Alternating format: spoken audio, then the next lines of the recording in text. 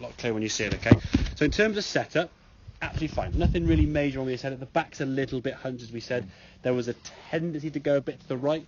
Someone who hooks the ball will do that, okay? So it's a natural thing. Well, the ball goes left and the arrow just aim further right, yeah? What you had as the club went back, and I'll show you sort of 2 points here now. Here's halfway back on the left. Here's halfway back on the right. Look at the difference in the club positions to your hand. The one on the left hand, so the club is nearer your backside, yeah? Going too far behind you, yeah? And that on the right hand side, on line with the shaft, yeah. missing the wall. So if you had the wall kind of behind you here, you're nowhere near it, okay? Then as you swing the top of the backswing, okay? If we look at the club when it comes back into the golf ball now, look at that club there.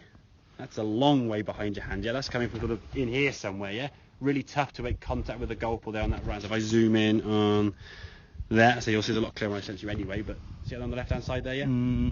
Club, yeah? Yeah, okay. So that club stuck behind it is tough, okay?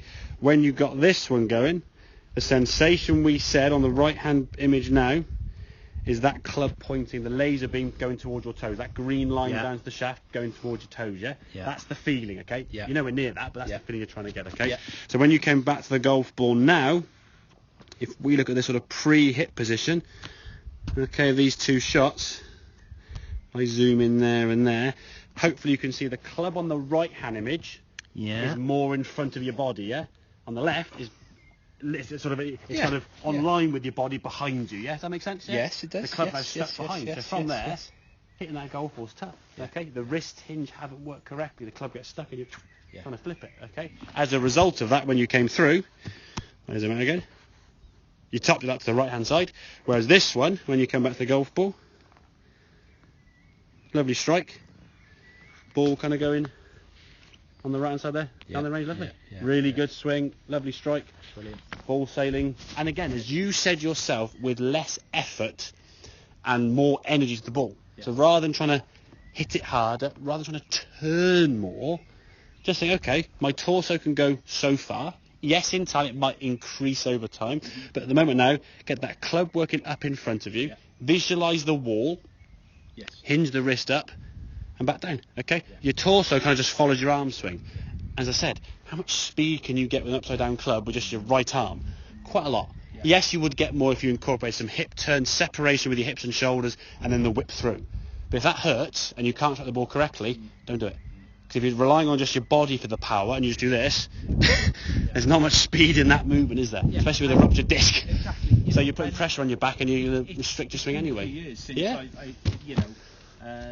But obviously I want to protect it. And I'm of course you do. It's human nature, isn't it? But the fitter and stronger I get, obviously... of course, the easier it's going to be, So in terms of the hunch that I'm doing, is that just... I think at the moment, I mean, for me, I would just say, just from your own well-being, I would do as many times as you can, as daft as it may be, if you can, possibly at home when you're watching TV, just stand, I don't know if you watch golf or even football or whatever the sports, watch the first half of football, heels against the wall, hips against the wall, shoulder against the wall, up against the wall, just stand straight.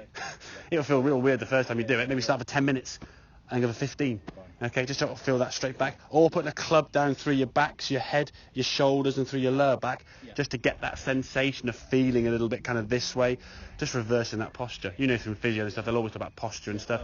Any roundness in the back's going to cause back issues, especially they work on the back, aren't they? So, up against the wall, flat back, even reverse your posture, lie on your front sometimes to try and push your back up this way, just to try and get your back used to doing that, because your back's got used to doing this for a long time. And protecting itself is almost that fetal position, isn't it? Like, it's a lot easier doing this, doesn't it, so much, but in reality, when you're trying to twist with a bent back, it's going to hurt. So arms in front, club up in front a bit more this way. Don't push the arms away. The club still goes back in front of the arms, but the arms are going to work nicely going back on the correct angle. Don't change it, okay? But a bit more up and down with the swing. Hitting the ground then's a bit more of a easier thing for you, John. I can really picture that well. Good. That laser beam kind of visualisation is going to be good. Get the sensation of working the club this way. Don't push the arms out, as I said. The arms work up, club comes down. Okay, mate? Great. Good man.